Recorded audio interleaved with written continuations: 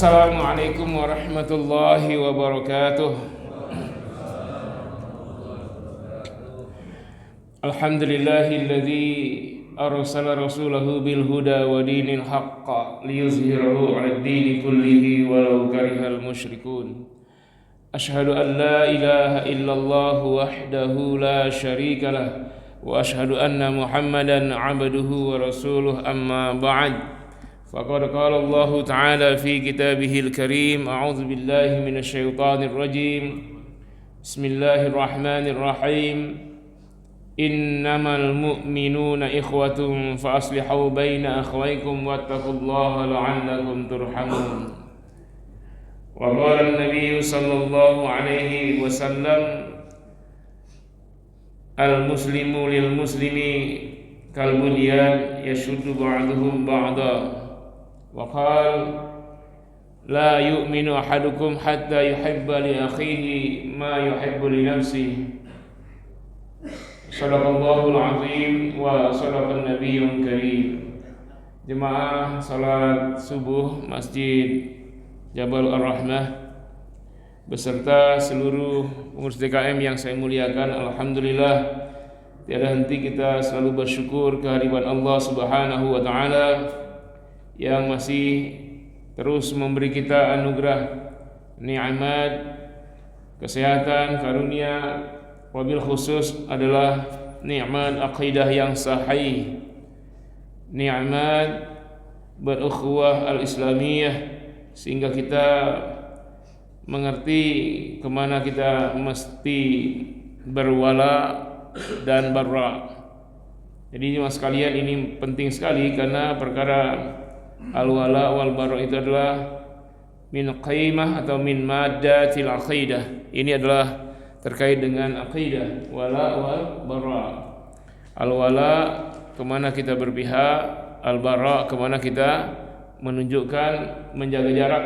Ya, ini telah dicontohkan Rasulullah SAW. Kita berwala itu kepada Allah, Rasul dan seluruh orang yang beriman. Innama waliyukumullahu wa rasuluh walladzina amanu. Jadi sesungguhnya tempat kalian berwala adalah Allah, Rasul dan orang-orang yang beriman.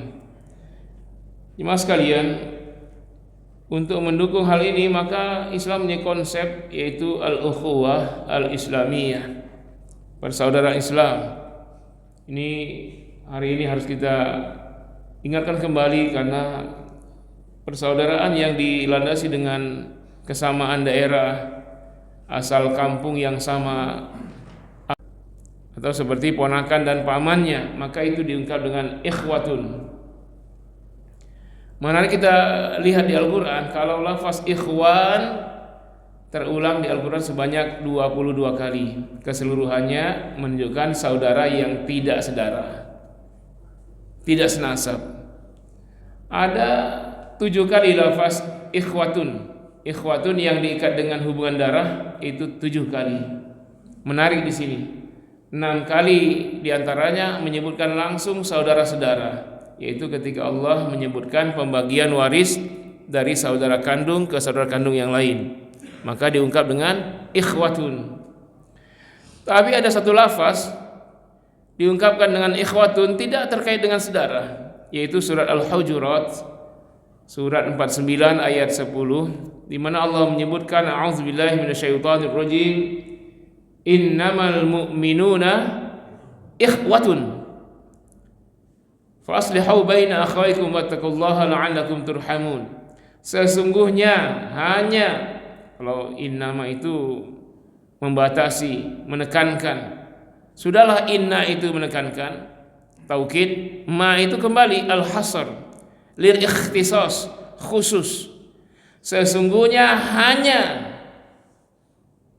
tidak ada yang lain, orang-orang yang beriman itu ikhwatun, saudara sedarah, saudara senasab. Ini kan aneh. Mestinya yang lebih tepat innamal mu'minuna ikhwan. Ikhwan, saudara yang diikat karena kesamaan visi, karena kesamaan tujuan, Tapi tidak diungkapkan ikhwatun, saudara. Apa salah ini ayat? Bukan ayat yang salah. Ya, maknanya yang sangat ditekankan dan sangat kuat, bahwa ikatan hubungan yang diikat dengan akidah yang sama adalah ikatan hubungan yang terkuat. Jadi yang mengikat antara mereka itu adalah iman, keimanan yang sama. Sehingga seolah-olah seluruh orang beriman inilah saudara sekandung. Seperti persaudaraan ibu dan anak-anak, ayah dengan anak-anak, suami dan istri. Lebih kuat dari itu bahkan lebih kuat daripada ikatan keluarga kalau berbeda akidah.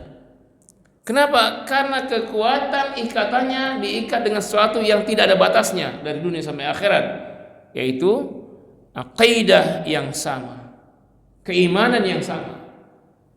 Sehingga merasakan bahwa saudaranya sesama mukmin itu seperti saudara kandungnya, seperti ayah kandungnya, seperti ibu kandungnya. Sehingga apa yang dirasa oleh ayahnya, maka dia merasa. Kalau ayahnya bahagia, dia bahagia. Kalau ibunya bahagia, dia bahagia. Tapi sebaliknya kalau ayahnya sengsara, dia pasti menderita. Ibunya sengsara apalagi. Itu yang mesti ada ketika kita menyaksikan seorang mukmin lainnya mengalami gangguan. Barulah benar ukhuwah Islamiyah itu benar. Artinya ketika ada saudara kita di Gaza dibom, pecah kepalanya seorang anak, kita merasakan itu anak kandung kita. Kalau akidah kita benar. Apakah seperti itu sekarang? Ketika kita mendengar ada ibu-ibu dan anak-anak dibom di sebuah sekolah di PBB di Gaza, apa kita merasa anak istri kita yang dibom? Keimanan seperti ini akan dipertanyakan di yaumil akhir. Ketika kita mendengar ada di Libanon sekarang sudah lebih 3.000 yang syahid dibantai oleh Israel, mereka itu bersyahadah juga. Apakah kita merasa itu yang dibom ayah kita, ibu kita, anak kita, saudara kandung kita, atau kita merasa itu orang lain, itu negara lain? Nah, ini standar ukur keimanan. Kata Nabi, la yu'minu ahadukum, kalian tidak pernah beriman hatta yuhibba li akhi, sehingga kalian mencintai saudara kalian yang sama mukmin, ma yuhibbu li nafsi, seperti kalian mencintai diri sendiri. Jadi bahkan seperti diri sendiri. Ini konsepnya begitu. Jadi sesungguhnya ukhuwah Islam yang diikat dengan akidah yang sama tidak boleh diputuskan atau dihalangi oleh perbedaan negara. Batas wilayah, demarkasi wilayah tidak boleh dihalangi oleh perbedaan warna kulit, perbedaan bahasa, perbedaan ormas, Tapi ini yang terjadi sekarang jemaah sekalian, kita mudah sekali berpecah belah, sangat mudah berpecah belah. Bagaimana kita membela saudara kita kalau kita sendiri berpecah belah? Bukan nggak antum lihat mereka yang saling mencaci sesama mukmin ketika satu kelompok mengadakan maulid, yang lain tidak, mereka saling mencaci, mereka seolah-olah berbeda agama, mereka saling. Ketika melihat ada kelompok yang ngitung sama yang ngelihat bulan, bagaimana kita mau melihat ukhuwah ini terjadi? Coba. Hanya perkara lihat bulan mereka berbeda, mereka berpecah, tidak mau berjamaah. Lalu bagaimana kita mau membela saudara kita Palestina? Itu hal yang kecil ketika harian, bahkan setiap hari kita sholat subuh. Di antara kita ada yang kunut, ada yang tidak. Lalu itu pun membuat kita tidak enak di hati. Bagaimana coba? Sementara jauh lebih dahsyat lagi perkara dan masalah besar, yaitu pembantaian terhadap saudara kita yang sudah ratusan ribu syahid di Palestina. Itu informasi 50.000 itu dari barat. Sedangkan wartawan Inggris yang sudah nongkrong di sana sejak 7 Oktober yang lalu sudah menghitung hampir 200.000 Pak yang syahid itu.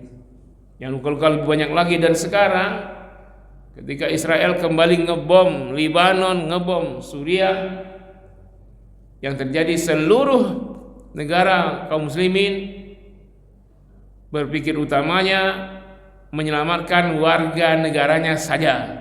Ayo kembali, yang dari Kuwait suruh kembali ke Kuwait, yang Mesir kembali, dari Lebanon, dari Suriah, yang Indonesia mengupayakan evakuasi secepatnya warga negara Indonesia.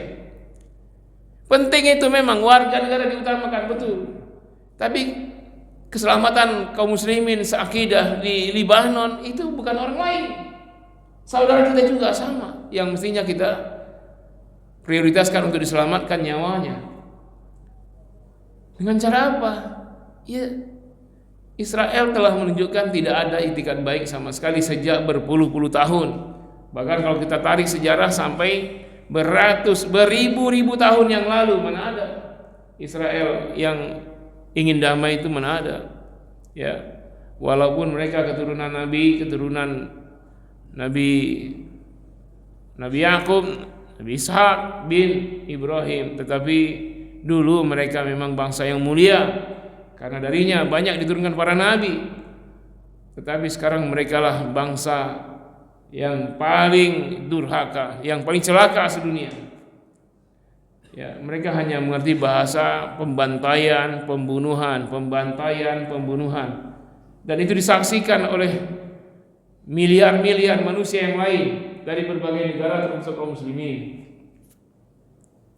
Bukan begitu caranya berukhuwah Islamiyah. Karena Nabi menyebutkan bahwa di sisi Allah Subhanahu wa taala, kata Nabi, sungguh lenyapnya dunia dan segala isinya jauh masih lebih ringan di hadapan Allah daripada terbunuhnya seorang mukmin karena dizolimi orang kafir. Jadi harga nyawa seorang mukmin lebih mahal daripada dunia dan segala isinya. Di dalam hadis yang lain, Rasul ketika malam terang bulan purnama, beliau keluar, beliau berdiri di hadapan Ka'bah, beliau berteriak-teriak, wahai Ka'bah, sesungguhnya aku tahu wahai Ka'bah, engkau telah dimuliakan oleh Allah. Tetapi ketahuilah wahai Ka'bah, sesungguhnya seorang mukmin lebih mulia. Kenapa? Karena jika ada seorang mukmin yang darahnya ditumpahkan, dizolimi orang kafir, maka seluruh penghuni langit akan bergemuruh, merintih, menjerit karena terbunuhnya seorang mukmin. Satu mukmin, penghuni langit menjerit. Jadi nyawa seorang mukmin setara dengan harga Ka'bah yang mulia. Kira-kira kalau ada orang atau Israel hari ini menghancurkan Ka'bah, mengarahkan bomnya itu ke Ka'bah lalu meledak, kira-kira antum siap nggak membela Ka'bah yang mulia? Ini pada tidur ya? Bagaimana kita? Sudah berapa Ka'bah yang diruntuhkan di Gaza? Sebelumnya Amerika sudah menghancurkan kaum muslimin di Irak 1,5 juta, di Afghanistan 1,5 juta. Apa kita membiarkan ini terus terjadi? Dari tahun 90 jemaah sekalian, negara agresor. Jadi biang sebenarnya itu Amerika itu. Tapi anehnya dunia ini menyerahkan perdamaian itu kepada Amerika. Yang jelas-jelas Amerika inilah biangnya. Mengirimkan segala tentara, segala senjata, kapal induk, peralatan militer pada Israel, dan terus menerus non-stop. Israel juga ngebom terus menerus non-stop. Dia bikin sandiwara, dia bikin segala macam, ya, membuat framing Sehingga dunia ini ada yang bersimpati dengan Israel. Bagaimana coba negara agresor ada yang bersimpati kalau kita lihat di media, di TV, di medsos. Ini kenapa? Karena mereka yang menguasai semuanya, termasuk informasi, ekonomi, ya. Lalu dibikinlah isu Israel mau bangkrut karena sudah ngebom tiap hari. Mana bangkrutnya? Enggak kan bangkrut dia, Pak. Senjatanya ada terus, pabriknya jalan terus. Dari mana itu?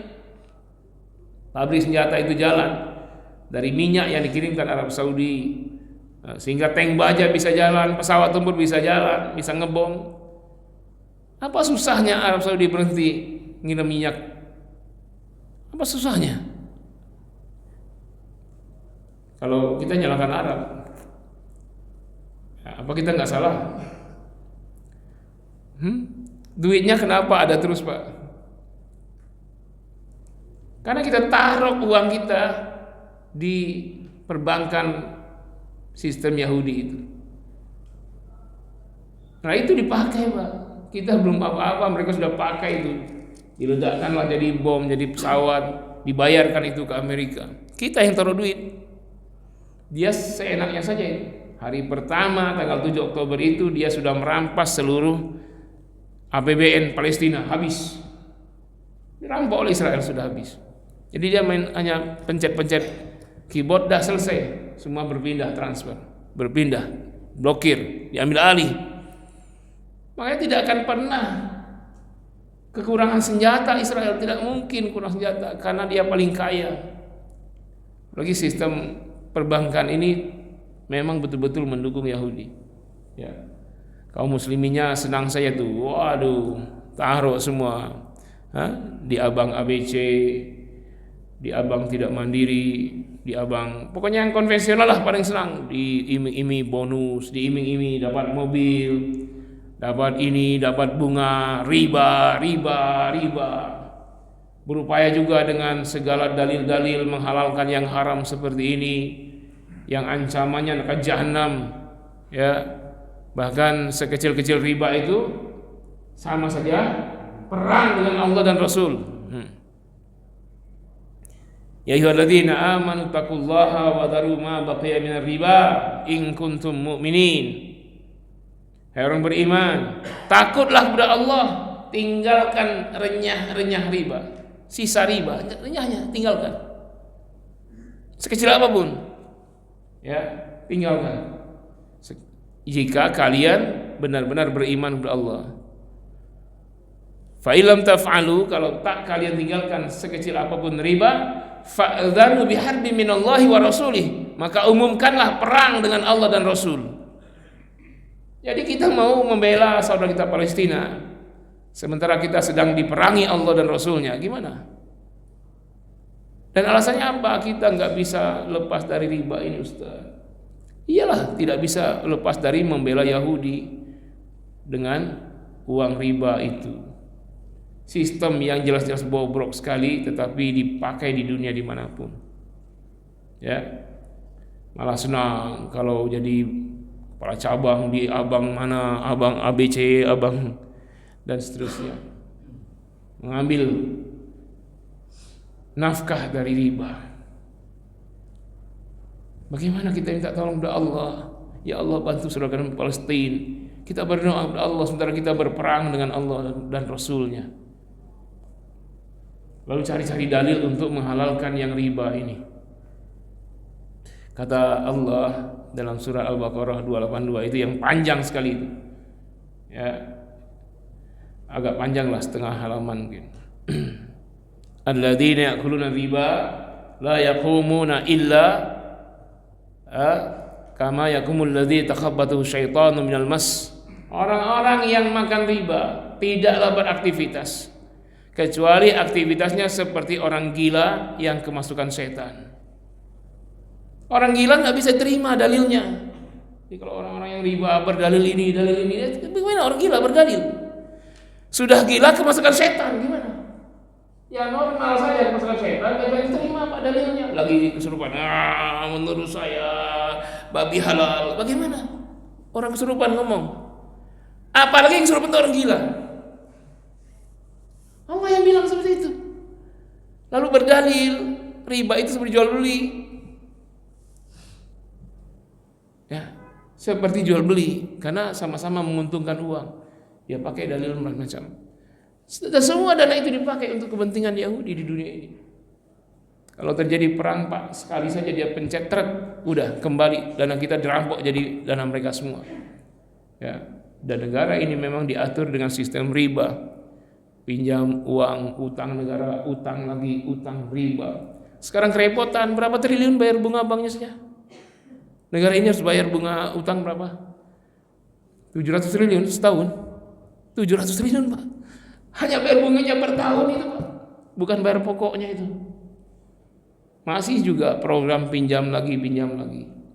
Nanti kita dinabok-bokkan jadilah jalan tol, jadi bandara, jadi apa? Dari hasil riba. Yang kedua, kita sadar sendirilah. Kalau bukan kita, ya mungkin mereka bisa sedikit. Saya selama bulan Maulid ini beberapa tempat saya kunjungi, jarak jauh. Kadang 2 jam perjalanan sampai ke pelosok. Itu sepanjang jalan kiri kanan, biasanya agenda ini Sabtu atau Ahad. Itu sepanjang jalan ada semua, Pak. Bisnis mereka itu yang makanan, yang minuman, ya. Bahkan sekarang di tempat mereka itu ada musolanya besar. Misalnya Starbucks, nanti ada musolanya. Dulu nggak ada, sekarang ada. Banyak sekali parkir, entah ngapain tuh, yang parkir mobil, motor di sana. McD, KFC, penuh, Pak, sekarang. Dan itu ya banyaklah alasan untuk membolehkannya, sementara sebagian keuntungannya untuk digunakan oleh Yahudi. Nah, jadi secara tidak langsung, mau tak mau, sadar tidak sadar, kita umat Islam ini ada yang mendukung Yahudi dalam hal pembantaian tersebut. Makanya orang bertanya, kok Yahudi Israel enggak bangkrut-bangkrut? Satu bom saja berapa? Dana perangnya sehari berapa triliun? Tapi dia tak henti-hentinya, Pak, bahkan melebarkan. Kalau memang dia bangkrut, dia tidak mungkin melebar ke Lebanon, melebar ke Suriah. Sekarang Suriah pun sudah terancam, sudah dibom juga. Yaman sudah dibom oleh Amerika dan Inggris. Ini kafir harbi semua itu. Yang sudah mengebom itu kafir harbi itu. Tapi kita masih enjoy saja dengan segala fasilitas, produk-produk mereka. Makanya Nabi mencontohkan kita, yang pertama kali diambil alih kaum muslim itu ekonomi. Ketika hijrah di Madinah setelah membangun Masjid Nabawi, beliau membangun pasar dan mengumumkan kepada sahabatnya, ya, kepada semua kaum muslimin, ya, dan berpidato. Kata Nabi, hum ummatun wahidatun min dunin nas. Mereka Muhajirin Ansor ini adalah umat yang spesial, umat yang satu, yang berbeda dengan semua manusia yang ada di Madinah ini. Dan Nabi melarang seorang mukmin belanja di bisnis dan warung orang kafir Yahudi.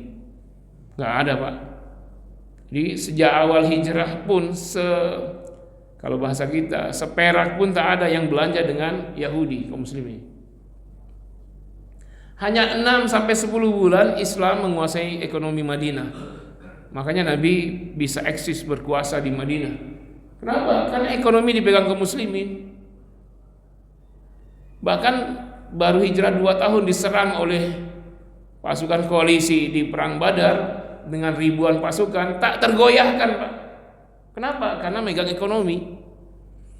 Langsung tahun berikutnya perang Uhud memang kalah, tapi setelah itu tidak pernah kalah sampai tahun ke-6 Hijriah dalam semua perang, termasuk perang Khandaq, perang Ahzab tahun ke-6 Hijriah.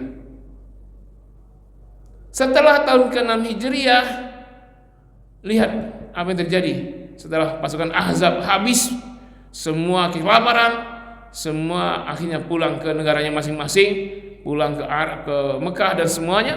Nabi pidato dengan sahabatnya, al-an, kata Nabi, hari ini, sekarang, nakhruju naghzuhum, kita yang keluar, kita yang memerangi mereka. Dari tahun ke-2 sampai tahun ke-6 Hijriah digempur berpuluh-puluh kali dan tak pernah terkalahkan, Mas sekalian. Bayangkan, padahal itu baru berdiri negaranya 2 tahun. digempur habis. Di dalamnya ada pengkhianat Bani Nadir, Qainuqa, Quraisy, tapi tak tergoyahkan oleh pengkhianatan dari dalam, gempuran dari luar. Bertahan Rasulullah, dan tahun ke-6 Hijriah mengumumkan perang keluar Madinah untuk menggempur mereka, termasuk dua negara adidaya, Persia dan Romawi, dalam perang Hunain, dalam perang Tabuk. Coba bayangkan, melawan 20.000, melawan 200.000 pasukan. Kaum muslimin 20.000 lawan 200.000, bisa mengalahkan yang 200.000. Negara adidaya superpower Romawi. Kenapa ini? Karena ekonomi dipegang kaum muslimin. Bayangkan selama 10 tahun di Madinah sampai wafatnya Nabi, itu perangnya 81 kali, Pak. Ada apa ini coba? 81 kali itu bukan bagi 10, karena 2 tahun pertama belum perang itu. Berarti 10 kurang 2, 8. Berarti dalam 8 tahun perangnya 81 kali, tidak pernah kalah kecuali 1 kali perang Uhud. Coba ada apa itu coba? Nah sekarang kita lihat setiap digempur Israel habis. Kenapa kaum muslimin yang menyerahkan ekonominya kepada orang kafir dengan ikhlas, dengan tenang, dengan senang, dengan sistem perbankan Yahudi, dengan sistem bisnis ekonomi Yahudi, meninggalkan ekonomi Islam. Dan ketika jelas-jelas saudara kita dibantai sekalipun hari ini masih saja enjoy. Nah saya bawa serot terus ini Pak, nggak mau saya minum. Saya dari 2012 nggak pernah minum lagi yang produk yang berafiliasi kepada Yahudi. Ya. Susah banget memberitahu umat Islam ini. Dibilang oleh MUI karena penyerang Israel terhadap Gaza ini sudah jadi haram. Banyak dalilnya, masa haram. Ya mubah saja, masa air putih haram? Mana unsur haramnya? Nggak ada alkoholnya, nggak ada apa. Itulah kalau ngaji tidak ngerti usul fiqh. Tahu-tahu yang diharamkan ulama dia bantah. Boleh antum bantah, boleh. Asal mempunyai dalil yang selevel dengan fatwa MUI. Terus tahun difatwakan Pak. Belum ditarik itu fatwanya sampai sekarang. Tapi kemana coba saya lihat. Bahkan kita pas maulid ratusan paket makanan. Itu makanannya. Bagaimana kita serahkan itu? Masa maulid mencintai Nabi, contoh Nabi, tapi minumannya yang inisialnya Aqua itu. Inisialnya. Dan makanannya juga yang apa? Ya nasi dengan ayam tepungnya doang itu ya, sama saus. Nasi kotak tuh. Mahal Pak, 50 ribuan ya. Bayangkan kalau nasi warteg 3 bungkus itu. Kalau nasi Padang dapat 2 kali ya, kalau Padang agak mahal. Kalau tambah teh manis tapi. Ya kan. Ustaz nggak usah ngatur-ngatur. Ustaz kan tugasnya ceramah saja. Nah, oke lah saya ceramah karena masalah itu. Ya. Bagaimana uang infak jemaah dibelikan 300 paket 400 apa karena jemaah sekitar segitulah acara maulid. Ustaz ceramah aja. Pak, coba Bapak tanya jemaah ada nggak ini yang punya warung Padang atau warteg? Coba 400 bungkus yang bisnis makanan siapa sih? Sekarang Pak, tukang warung itu udah bangun jam 1:30 Pak untuk masak goreng itu. Nah sampai sore sampai malam untuk laku 10 porsi saja sekarang Pak. Susah luar biasa Pak. Tanya tuh sama tukang warung, warteg, warung Padang, susah Pak. Sekarang ini sudah ekonomi susah begini. Mau diturunkan harga, untung nggak ada. Mau harga segitu aja tapi nanti porsi dikurangi, potongan irisan daging dikecilkan. Serba susah Pak. 10 porsi saja susah. Tiba-tiba DKM uang infak jemaah dibelikan 400 paket dalam rangka maulid lagi. Ya. Ya. Ustaz dimarah pun lagi, Ustaz negor dimarah. Pak, enggak masalah kalau pakai uang Bapak, saya bilang. Ini uang infak jemaah, kota amal. Bagaimana ini cara berpikirnya? Maulid Nabi, mencintai Nabi. Nabi itu mencontohkan tidak membeli produk Yahudi. Malah pas maulid malah beli produk Yahudi, kontraproduktif dengan apa yang Nabi. Karena maulid itu dipakai acara untuk senang-senang, makan. Nggak ada salah dengan makan-makan itu. Masalahnya, kenapa ketika Nabi lahir itu kejadian yang luar biasa itu menimpa Persia Romawi dan kekuasaan lainnya. Coba 2 bulan sebelum Nabi lahir, Abraha dihancurkan, kerajaan besar, kerajaan musyrik, yaitu kerajaan yang menyatakan Allah punya anak. Di 2 bulan sebelum Nabi lahir, diabadikan di surat Al-Fil, tarmihim bihijaratin min sijil faja'alahum ka'asfin ma'kul. Tentara Abraha. Lalu Ibunda Aminah itu sekitar 7 bulan kehamilan didatangi oleh seorang dalam mimpinya dan berkata, wahai Aminah, engkau sedang mengandung seorang manusia, calon pemimpin besar abad ini. Apa maksudnya itu? Ibu Aminah bermimpi itu, dan ketika itu keluar cahaya. Ibunda Aminah melihat di mimpi istana Basrah di Syam. Kaitan dengan apa istana itu? Kekuasaan.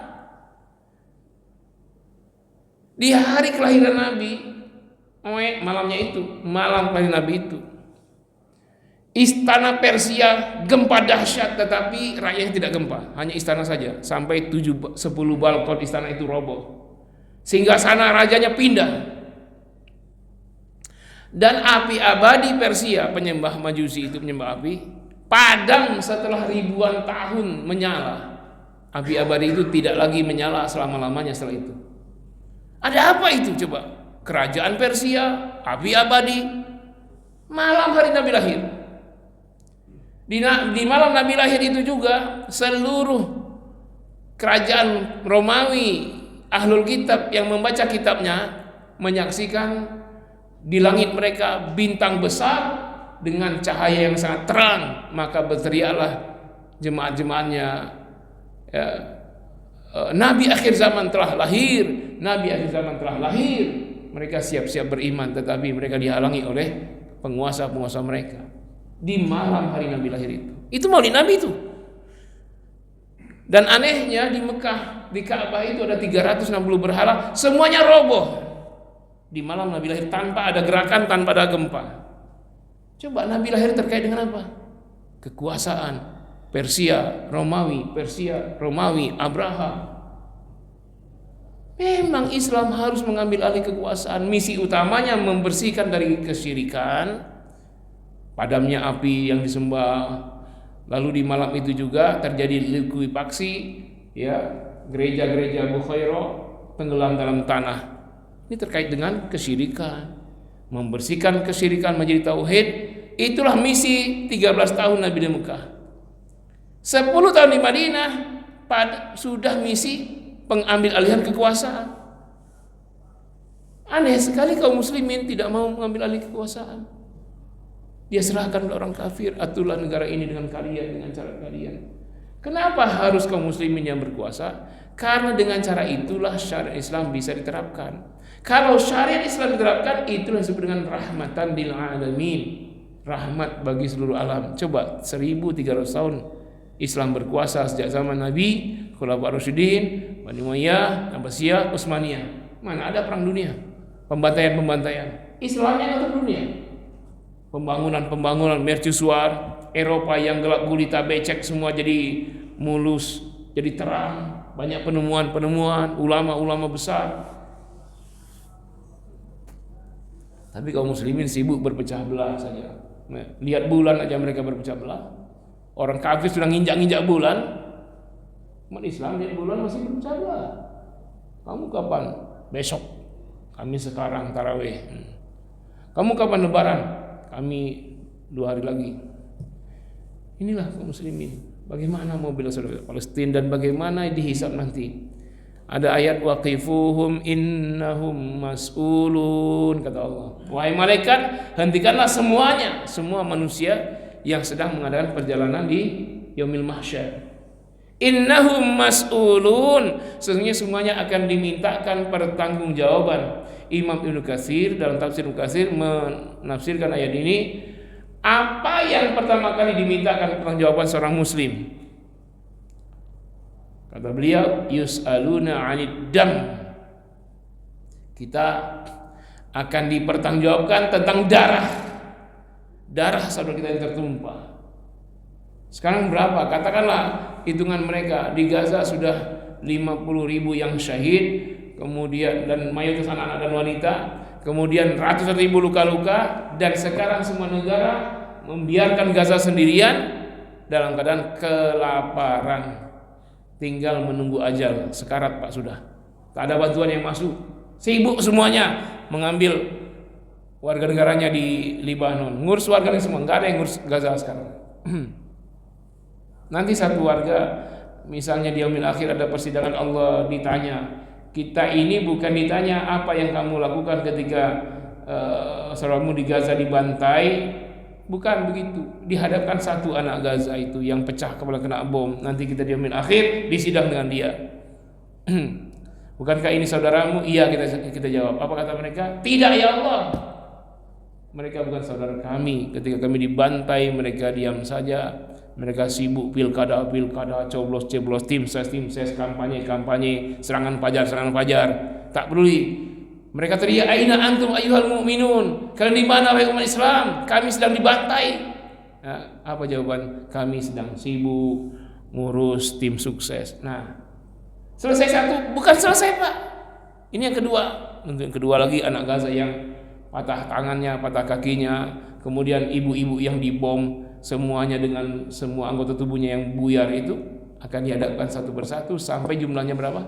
Sampai 50.000. Itu baru yang syahid, belum lagi yang sakit, belum lagi yang mati kelaparan. Kita akan dihadapkan satu persatu. Satu orang kita dengan ratusan ribu warga Gaza itu. Apa yang kita jawab nanti di yaumil akhir coba? Nah, apalagi antum sebagai penentu kebijakan, mungkin antum anggota DPR, mungkin antum ada yang tentara, polisi. Malu ya, malu sebenarnya. Sebenarnya malu Pak, kalau jadi jenderal tak pernah perang, itu malu itu. Sama orang jadi dokter tidak pernah ujian skripsi, jangankan disertasi, skripsi aja nggak pernah. Tahu-tahu jadi dokter, tahu-tahu jadi jenderal nggak pernah perang. Tiap hari latihan, sampai karatan tank baja Pak, sampai kadaluarsa kadang-kadang pesawatnya nggak perang, jatuh sendiri. Mendingan jatuh di Israel daripada jatuh sendiri di sini. Jadi mestinya bantuan kaum muslimin itu nyata. Tentara dihadang dengan tentara, tank baja dengan tank baja, pesawat tempur dengan pesawat tempur, itu baru berhenti Israel. Kalau dia serang dengan tank baja dan pesawat tempur, kita kirimkan obat-obatan, ketawa dia. Emang obat-obatan bisa ngebom kami, kata dia. Belum sampai udah disita sama dia. Jadi kita sumbangkan obatan untuk tentara Israel. Kirim makanan diambil sama mereka, kecuali yang dibawa dengan pesawat diterjunkan pakai payung udara, baru sampai itu. Yang lewat darat diambil ahli oleh Israel, ditunggu busuk dulu, sudah busuk baru boleh masuk itu. Ratusan truk dengan semua makanan yang sudah expire. Nah, baru boleh masuk. Gimana? Enggak nyata Pak. Pembelaan enggak nyata. Kata Allah surah Al-Baqarah, walaula daf'ullahin nas ba'dhum bi ba'd la fasadatil ard. Seandainya tidak ada manusia, sebagian manusia menjadi perisai, menjadi tameng untuk menghentikan laju keganasan sebagian manusia yang lain, pastilah bumi hancur. Jadi harus ada tameng, harus ada perisai yang membela orang yang terzolimi dari orang yang menzolimi. Itu dalam Al-Quran. Kalau tidak ada, bumi akan hancur. Nggak tahulah caranya gimana. Entah megatrust, kita enak, nggak masalah. Kita tidak akan apa-apa. Tahu-tahu sekali megatrust lenyap, kita semua habis. Mendingan habis berjihad fisabilillah. Jelas kita syahid, mati masuk surga. Nah kalau kita dihantam dengan gempa dan tsunami karena tidak menulis saudara, memang kalau kena gempa tsunami itu bisa mati syahid kalau nggak ada masalah. Tapi kalau kita senang dengan Yahudi, kita menyumbang mereka untuk ngebom Palestina, mati kita kena gempa, mati kena tsunami, belum tentu syahid. Siapa tahu matinya suul khotimah. Makanya yang nyata itu kirimkan tentara, pesawat tempur, tank baja, baru berhenti dia. Dia nggak ngerti bahasa kemanusiaan, yang dia ngerti moncong senjata, itu baru tahu dia. Nah, agak segan dia dengan Iran karena ada senjatanya itu. Nah, jadi tapi Iran pun main-main doang, canda-canda doang, ya nggak serius. Jadi kita, ya inilah Masalah kita di yaumil akhir nanti, kira-kira kita bisa jawab apa nanti ketika sidang di yaumil akhir. Dan ini berat, karena jangankan nyawa, perkara kecil saja berat. Fa may ya'mal mithqala dzarratin khairan yarah wa may ya'mal mithqala dzarratin syarran yarah. Kebaikan, keburukan sekecil zarah saja berat di yaumil akhir bobotnya. Kita anggap sepele di dunia, di akhirat berat. Sepele aja, cuma nyicil bank doang. Nyicil bank. Coba kita berapa? Kalau kita pinjam 200 juta berapa kita kembaliin tuh 10 tahun? Cicilannya berapa sebulan? Tahu-tahu jadinya 800 juta kan totalnya. Minjam 250 juta, beli rumah. Nyicil tiap bulan. Kalau ditotalkan berapa tuh? Berapa tahun? 10, 15. Itu bisa 600 sampai 800 juta itu faktanya. Jadi tahun ketiga udah balik modalnya ke bank. Lalu sisanya 7 tahun lagi itu untung semua tuh terus. Makanya tidak ada bank yang rugi. Kalau rugi itu pasti dikorupsi. Kalau mereka itu pasti untung semua. Bank itu Pak, pasti untung besar. Karena sistem itu tidak mungkin membuat dia rugi. Kalau ada yang bangkrut bank itu dikorupsi itu. Jadi ini jemaah sekalian, saya hanya menyampaikan karena ini tugas ya. Kalau sudah disampaikan ya mudah-mudahan dihisabnya tidak berat ya. Tapi itu pun tetap dihisab. Sedih kita ya. Kita mau apa? Nggak ada yang bisa kita lakukan kalau kita ke sana dihalangi oleh sistem negara. Nggak mungkin membela. Yang kedua mungkin fisik kita tidak sekuat mereka. Yang jelas kalau kita ke sana kita hanya mengantar nyawa. Maka yang paling bisa kita lakukan adalah boikot. Berhentilah mengkonsumsi produk yang bukan dari kaum muslimin. Perjuangkanlah Pak produk teman-teman yang seakidah. Ekonomi, kalaupun mereka tidak sampai membantu kita, paling tidak mereka keluarin zakat, itu pun untuk mustahilaban. Kalau mereka punya, mungkin mereka pun paling mereka untuk gunakan untuk naik haji sekeluarga, itu hal yang positif. Tapi kalau yang kita nggak tahu keuntungannya, entah bikin gereja di mana, entah kristenisasi di mana, ya keuntungannya itu. Nah jadi ekonomi menjadi titik yang paling sentral wujud pembelaan kita pada saudara kita hari ini. Baru yang terakhir doa. Doa itu pun sekecil-kecil iman. Kata Nabi, kalau kamu melihat kemungkaran, cegahlah dengan kekuatan kalian. Man ra'a minkumul munkar falyughayyir biyadihi. Kemungkaran cegah dengan kekuatan kalian, dengan militer, dengan tembaga. Fa illam yastati' fa bilisani, kalau enggak sanggup dengan lisan kalian, serukan ya umat Islam untuk bersatu. Membela mereka. Untuk apa itu ada OKI? Apa OKI itu? OIC ya. Organization apa? Islamic Countries. OIC. Jadi di bom itu Gaza. OIC. Sekarang Libanon, 200.000 orang sudah syahid. Mungkin sekarang udah hampir 3.000. OIC. Itulah. Padahal itu berapa puluh negara itu kumpulkan saja semua tank bajanya itu takut Israel. Ya barisin aja tuh pesawat tempurnya, nah, di-shoot, diviralkan, takutan Israel. Tapi itu pun tak dilakukan. IC itu aja. Nah setiap hari kita menjadi ahli matematika. Sekarang syahid sudah 40.000. Besok berapa? 50.000 tambah lagi. Ahli tambah. Sekarang ahli tambah 2.500 di Libanon. Besok tambahannya di Suriah. Sementara Amerika dan Inggris pesawat pembomnya sudah ngebom Yaman. Sampai ibu kota Yaman dibomnya terus. Di Yaman banyak mahasiswa Indonesia Pak. Masih kita Yaman banyak untuk belajar hadis itu di Yaman. Ya, perguruan tinggi yang banyak ahli hadis itu banyak anak-anak kita. Ya. Kalau santri saya di Yaman nggak ada, di Maroko sama di Mesir ada. Nah Mesir itu sebentar lagi itu.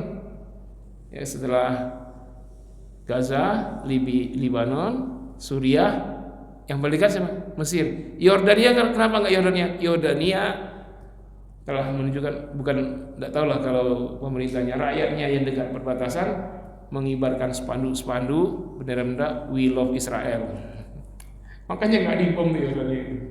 Apakah itu betulan ataukah dia taktik supaya nggak dibom? Itu rakyat di Yordania Itu demo agak banyak jumlahnya dengan spanduk besar-besar "We love Israel". Apakah strategi atau benar-benar mendukung Israel kita nggak tahu. Tapi belum dibom. Tapi kalaupun strategi satu saat akan kena juga itu. Menunggu waktu kalau semua negara Islam tidak mengambil sikap tegas. Coba kalau dari awal Gaza digempur itu sudah menyatakan tegas semua negara, oke, nggak ada Pak pembantaian itu, berhenti. Karena kekuatan berimbang kelihatan. Kalau kekuatan tidak seimbang terus pembantaian. Nah, inilah ya yang perlu sampaikan dan kita viralkan kepada saudara kita kaum muslimin. Apa yang bisa kita lakukan, lakukanlah. Di antaranya tadi boikot produk, bukan hanya boikot, berhentilah selama-lamanya menguntungkan bisnis Yahudi. Termasuk dalam hal ini perkara perbankan itu yang paling utama ya. Perbankan itu yang paling besar. Sistem bobrok yang diminati seluruh dunia hari ini, yang hanya menguntungkan Yahudi, merugikan kita semua. Ya. Mungkin perlu juga masukan dari antum. Mungkin ada yang punya pendapat. Kita ada waktu sampai jam 5:30 sore. Saya sampai jam berapa? Ini jam berapa sebenarnya ini? Oh, jamnya mati. Oh, 5:43 di sini. Ya bolehlah 10 menit nih, silakan. Ya.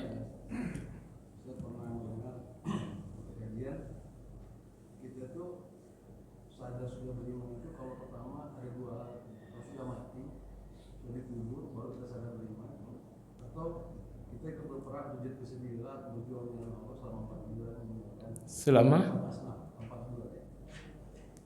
jadi kalau kayak gini mungkin belum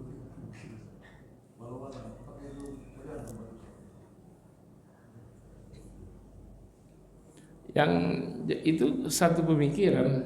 Soal benar tidak benar itu adalah subjektif masing-masing orang. Yang paling benar itu apa yang dicontohkan Nabi, itu saja. Pertama, Nabi tidak pernah, kata orang ini ada yang mengatakan bid'ah, boikot itu bid'ah, boikot bid'ah. Nabi tidak pernah menyerukan boikot. Lah iya nggak pernah. Bagaimana mau boikot? Tidak pernah konsumsi, tidak pernah beli, gimana mau boikot? Memang tidak pernah. Yang namanya boikot itu kita pernah memperkaya mereka, produk mereka, lalu kita berhenti, itu boikot. Nah tiba-tiba ada ustadz yang sok-sok tiap sebentar bid'ah, bid'ah. Mana ada Nabi boikot produk Yahudi? Mana ada? Bid'ah itu seruan boikot. Lah iya memang Nabi tidak pernah, sahabat tidak pernah. Tidak ada boikot memang. Karena memang tidak pernah sama sekali membeli produk Yahudi. Mau bicara apa coba? Kita boikot itu dikatain bid'ah. Ada Pak Ustaz Pak? Gimana ini orang berpikirnya ya? Bahkan ada yang pernah dulu berkata dari mereka juga, itu wilayah memang diserahkan untuk Israel oleh Allah. Ada ayatnya. Itu dia tidak lihat ayat itu apa. Ayat tentang Israel itu kan fi'il madhi. Madhi itu apa? Past tense. Dulu memang untuk Israel dulu, tapi mereka nggak mau. Ya kan? Wa idh qulna dkhulu hadhil qaryah. Kata Allah, kami berkata, masuklah kamu ke negeri ini. Ya kan? Disuruh dengan sujud. Mereka tak mau. Al-Baqarah 60 ya, Al-Baqarah 57 ya. Mereka nggak mau, mereka minta gandum. Disuruh berkata, masuklah dengan mengucap istighfar. Mereka bilang hintoh, bukan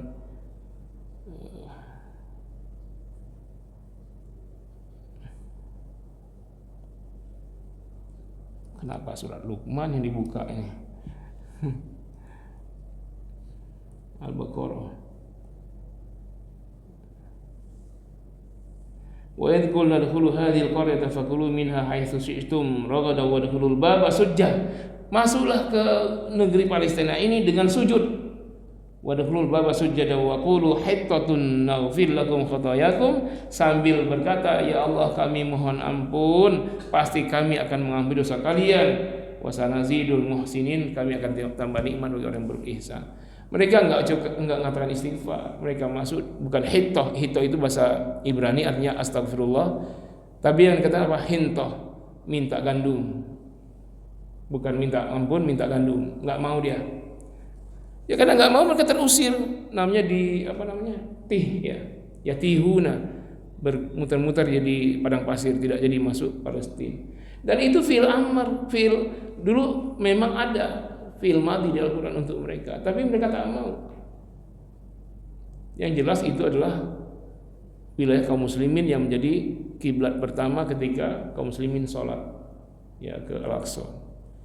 Ada yang mengatakan seperti itu, ya itu memang hak mereka, milik mereka. Milik mereka itu yang diberikan Fir'aun di zaman Nabi Yusuf. Ketika Nabi Yusuf menjadi bendahara di kerajaan Fir'aun, lalu dia memberikan satu tanah kepada Nabi Yusuf dan keluarga Yakub. Ada di Mesir, bukan Palestina. Kekuasaan Fir'aun di Mesir waktu itu. Nah, Fir'aun di zaman Nabi Yusuf itu Fir'aun baik, yang ngasih fasilitas kepada keluarga Yakub, semuanya bisa di sana dan berkembang biaklah Bani Israel di situ. Bukan di Palestina, di Mesir. Ya, tanah otonom ya. Jadi ini harus dia itu. Jadi kalau pemikiran mungkin boleh, iya boleh. Kalau memang itu betul sudah masuk kubur baru nyesal. Tapi nggak ada penyesalan lagi sudah. Jangankan masuk kubur, sudah sekarat udah nggak ada lagi. Mau taubat aja nggak bisa. Kalau sudah melihat kematian. Nah, sekarang peluang masih besar, masih bisa hijrah. Ini kadang-kadang hijrah perbankan ini susah, masih bank konvensional juga. Ya.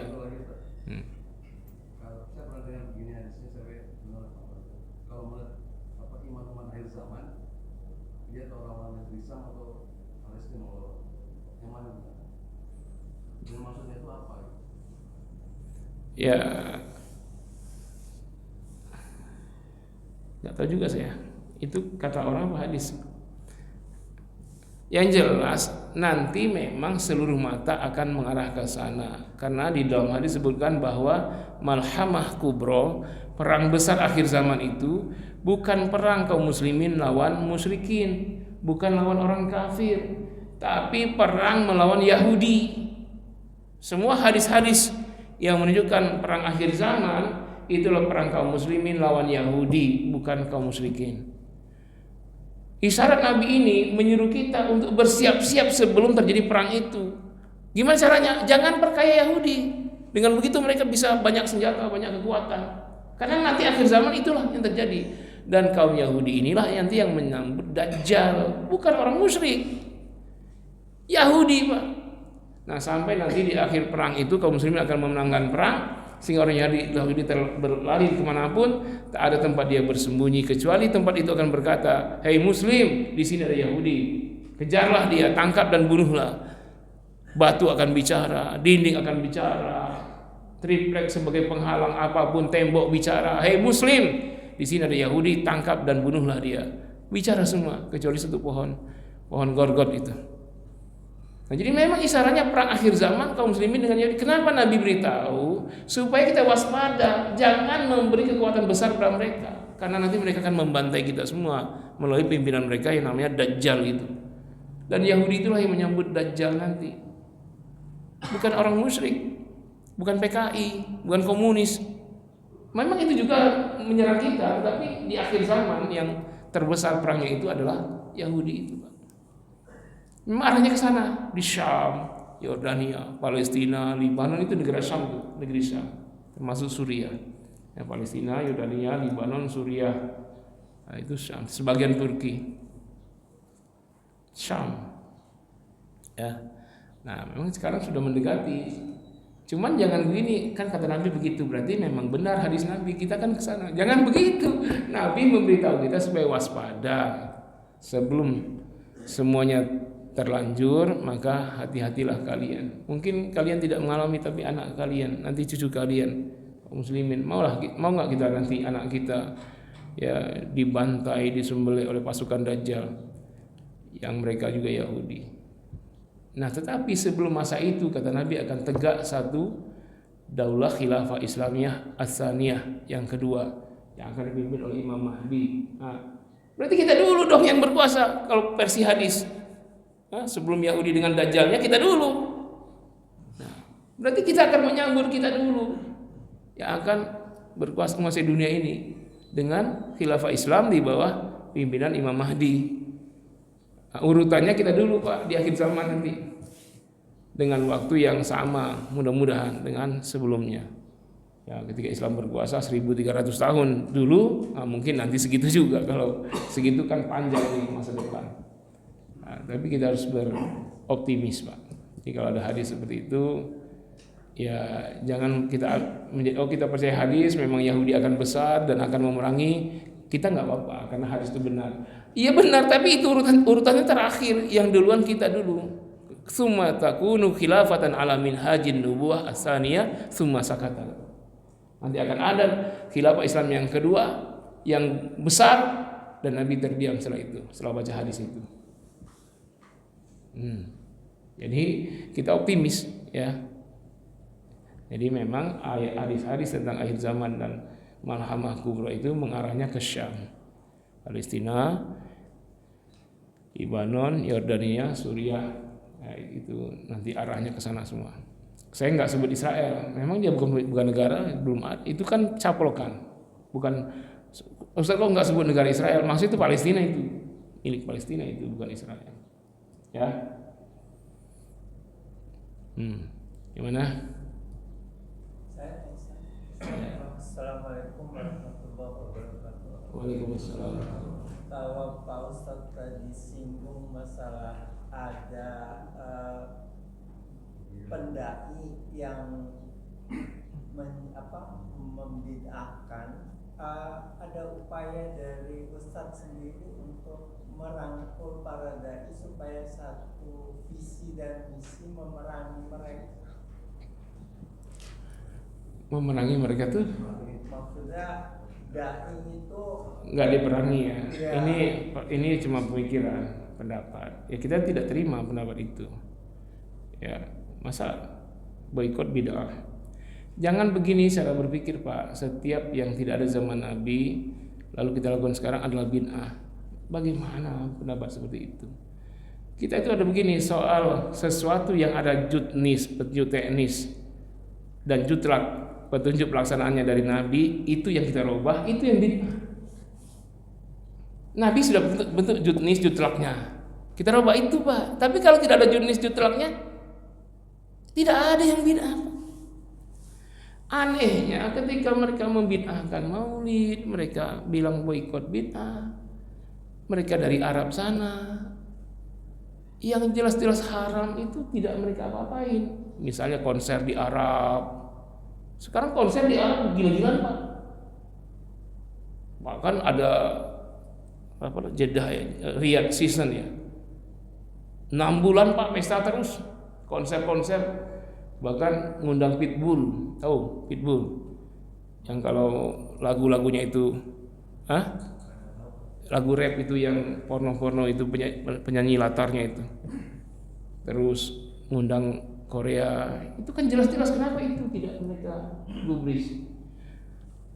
Atau syariat Islam yang jelas wajib, misalnya Allah katakan kutiba alaikumul qisas.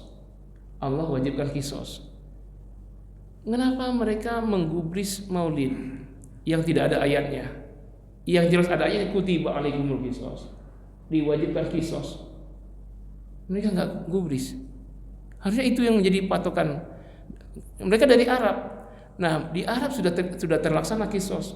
Makanya di Arab enggak ada dakwah seruan untuk tegakkan qisas. Harusnya itu menjadi objek dakwahnya itu. Ngajak kita tunduk pada Allah secara kafah. Sekarang coba pembunuhan di mana-mana, tukang gorengan dibunuh, orang ngambil motor didor, yang punya motor mati, pembulian sampai mati. Kan pembunuhan itu solusinya kan kisos.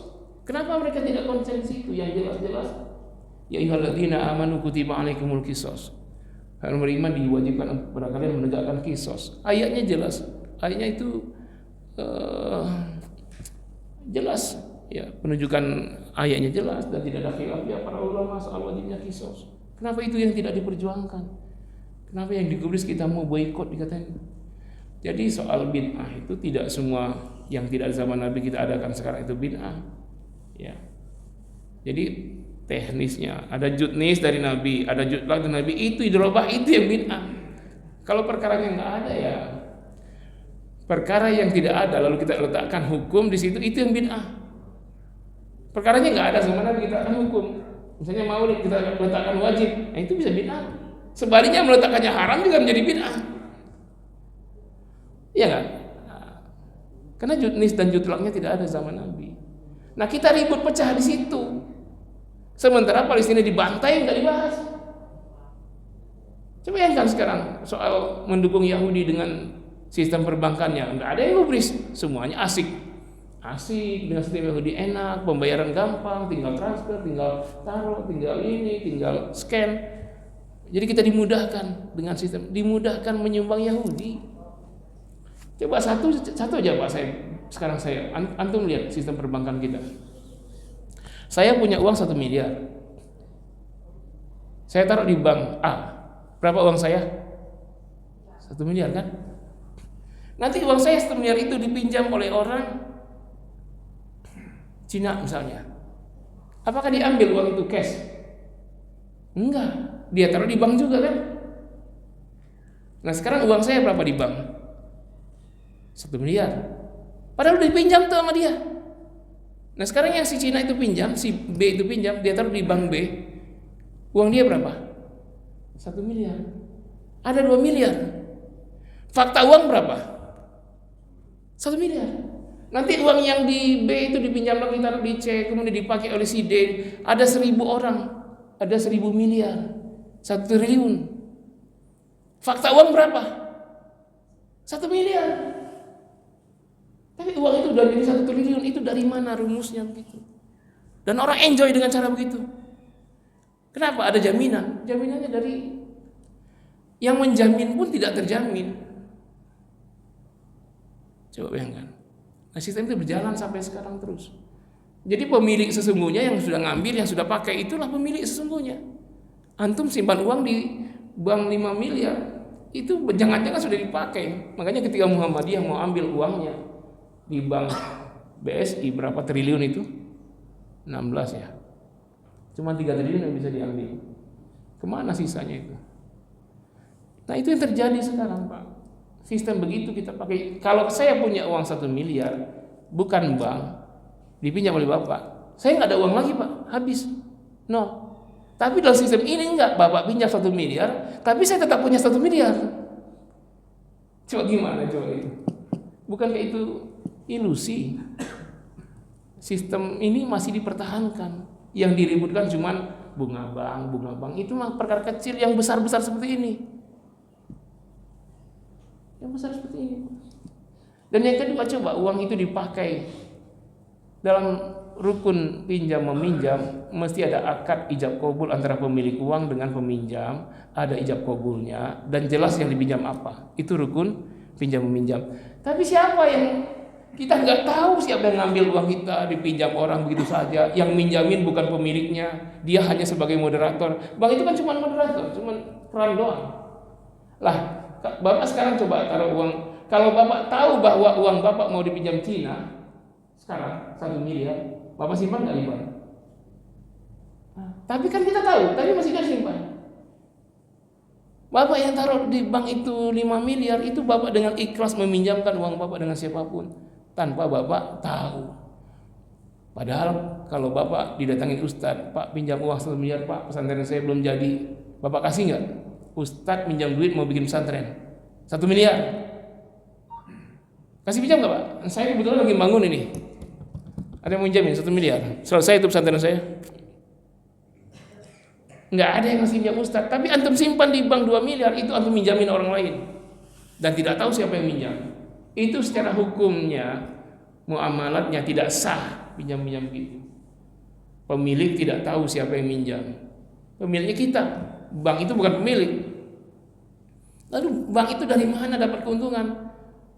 Coba. Nah semua gajinya besar-besar semua tuh orang bank. Mana ada bank yang bangkrut? Mana ada bank yang gaji kecil? Nah nanti diperhalus. Padahal muaranya menguntungkan Yahudi. Nah, jadi ini mesti kita. Jadi kalau antum ya punya dana, janganlah bisniskan saja, putar ekonomi umat. Mana yang pengangguran, suruh kerja bagi hasil. Ya, jadi uang itu jelas berputar, beredar. Sedangkan menyimpan uang itu adalah mematikan manfaat, dan ini hukumnya haram. Ya, mematikan manfaat hukumnya haram. Antum simpan 100 juta, padahal kalau diberdayakan 100 juta itu bisa memberdayakan 10 tukang bakso, ya. 10 juta, 10 dimodalin 10 juta, 10 juta, udah 10 tukang bakso tuh. Pengangguran akan teratasi. Tapi kalau disimpan di bank, itulah yang terjadi. Yang pakai bukan kita pula. Mereka yang pakai.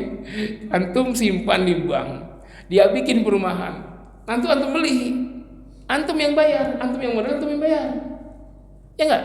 Sampai lunas. Itu modal antum tuh, antum simpan di bank itu, dipinjam sama dia bikin perumahan, dijualnya 800 juta, 1 miliar, uang antum modalnya. Antum simpan di bank, dia bikin jalan tol, antum masuk tol bayar terus, modal antum itu. Mereka bukan pemilik, mereka cuma pinjam bikin, tapi keuntungan mereka terus, mereka semua, ya kan? Nah, coba bayangkan gimana secara logika sehatnya gimana? Kita pemilik modal, kita yang bayar, keuntungan mereka semua yang ambil. Lalu kita pun kena dosa riba, kita kena dosanya, mereka dapat semua keuntungannya. Gimana coba? Mendingan uang antum yang bisniskan. Ya, cari pengangguran, ayo kerja, latih dia sampai terampil. Nah, suruh ngaji dia biar amanah. Nah, bisnis, jalan bisnis semuanya Islam. Ini terbalik kadang-kadang. Malah saya tentang Pak, di masjid-masjid dilarang jualan, jualan dekat masjid. Ini tempat ibadah, jangan jualan. Dikira jualan nggak ibadah. Ngeri Pak kalau jualan nggak ibadah. Antum cari nafkah itu nggak dipandang jihad nanti, ya. Antum cari nafkah halal itu padahal jihad itu. Cari nafkah itu gagal jadi karyawan. Kalau nggak dipandang ibadah gimana coba? Rugi kita 8 jam di kantor nggak dipandang ibadah. Nah, jadi jualan pun ibadah. Nggak boleh dekat masjid jualan. Makanya di masjid-masjid steril dari orang jualan. Padahal kalau antum ke Mekah Madinah sepanjang dari berpuluh tahun, beratus tahun itu Pak, setelah Masjid Nabawi, Masjid Haram, itu pinggir-pinggirnya semua jualan semua, itu mall-mall. Dulu kan tradisional semua, pasar semua. Sekarang udah modern, bahkan penginapan, hotel-hotel, bahkan hotel Zam-Zam itu bagian dalam dari Masjid Haram. Jadi orang jualan dalam masjid Pak. Antum nggak bisa tawaf, naik skuter bayar 100 rial ya, skuter. Bayarnya di masjid, transaksi dalam masjid tuh. Nanti yang didorong pakai kursi roda bayar yang mendorong di masjid. Nggak ada masalah Pak, dalam bisnis dalam masjid itu nggak masalah.